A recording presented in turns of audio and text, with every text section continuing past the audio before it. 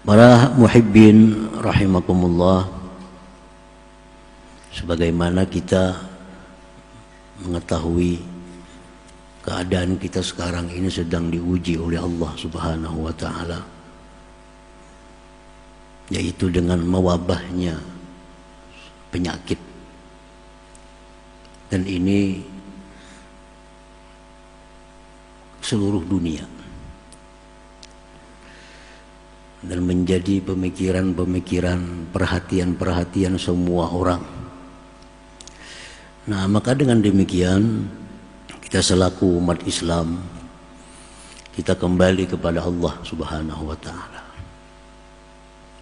Kembali kepada Allah Subhanahu wa ta'ala dalam arti bahwa kita mengamalkan apa-apa yang diajarkan oleh Rasulullah sallallahu alaihi wasallam dalam menghadapi wabah-wabah penyakit ini. Karena ini sudah diajarkan oleh Rasulullah bagaimana caranya, apa yang kita baca, bagaimana i'tikad kita. Rasulullah mengatakan la adwa, tidak ada penyakit itu yang menular sendiri ke dada. Itu adalah Allah Subhanahu wa ta'ala. Kadada penyakit bisa menular serangan itu kadada. Penyakit itu kadada daya upaya untuk menularkan ke orang lain.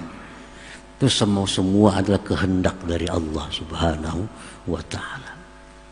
Walaupun kita bertatai duduk, kalau Allah kadang menghendaki kita tular, kadang tertular. Karena penyakit kadang bisa menular. La adwa, ya Nabi, tidak ada menular. Jangan mengiktikadkan dalam hati penyakit ini bisa menular. Karena Nabi mengatakan la adwa, tidak ada menular. Nah, supaya kita ingat bahwa yang menghendaki menular itu adalah Allah Subhanahu wa ta'ala. Nah, pertama i'tikad itu yang perlu kita yakini, bahwa yang menghendaki penyakit itu bisa datang kepada kita, itu kehendak Allah Subhanahu wa ta'ala. Nah, kemudian usaha-usaha kita zahir, Rasulullah mengajarkan amaliyah-amaliyah.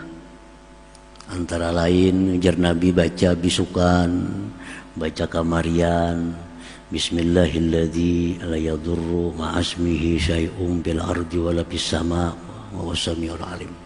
Di Ratibul Haddad ada, di Ratibul Atas ada itu.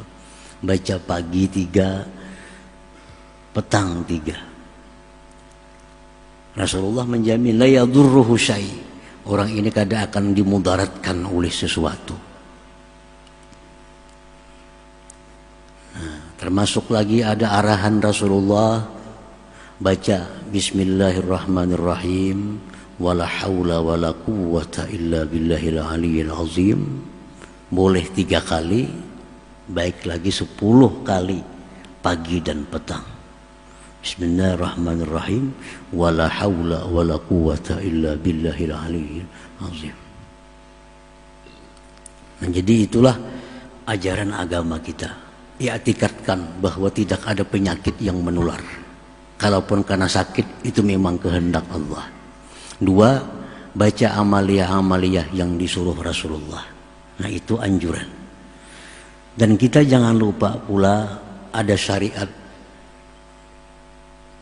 Maka kita berlakulah sesuai dengan syariat. Apa yang dikatakan oleh syariat itu perlu diperhatikan sebagai syariat. Jangan bersentuhan, kontak kepada orang yang sudah kita ketahui ini positif ada penyakit. Sudah tahu kita ini orang ada penyakit, jangan dikontak, jangan disentuh. Kalau kita kada tahu bang, ini orang ada penyakit, kita kada tahu. Nah, inilah gunanya tawakal kepada Allah Subhanahu wa ta'ala. Tawakal. Jangan sama orang kayak ini berselaman, kayak sama orang kan penyakit kada.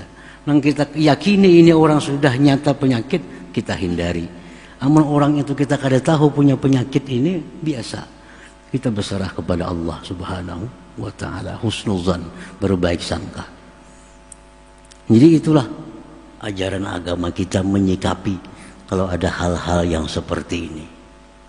Kembali kepada Allah, semua berlaku kehendak Allah.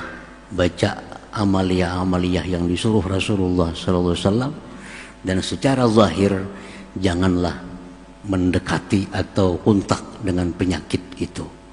Ujar Nabi, kalau kau berada di kampung yang di kampung itu ada wabah, jangan kau tinggalkan kampung itu. Jangan kau tinggalkan. Dosa besar meninggalkan kampung karena takutan di situ ada wabah. Kalfar minaz zahfi, seperti orang yang lari di medan perang. Kalau di kampung kita ada wabah, tunggui. Tawakal kepada Allah. Nah, tapi kalau kita hendak ke suatu tempat, ternyata di tempat itu ada wabah penyakit, Nabi nyuruh bulik, jangan didatangi, jangan ditantang, jangan ditantang. Kita hendak misalnya ke Jakarta, kita sudah tahu di sana berkembang biak wabah, jangan didatangi Jakarta, bapak situ. Tapi kalau seandainya di sini datang wabah, kita kada lari ke tempat yang lain. Kita tunggui di sini, habis-habisan kita tunggui. Itu perintah Rasulullah Sallallahu Alaihi Wasallam. Nah, kiranya itulah yang bersangkutan dengan masalah yang kaum muslimin dan muslimat menghadapi pada akhir-akhir ini. Ya hadratin Nabi Sallallahu Alaihi Wasallam, al-Fatihah.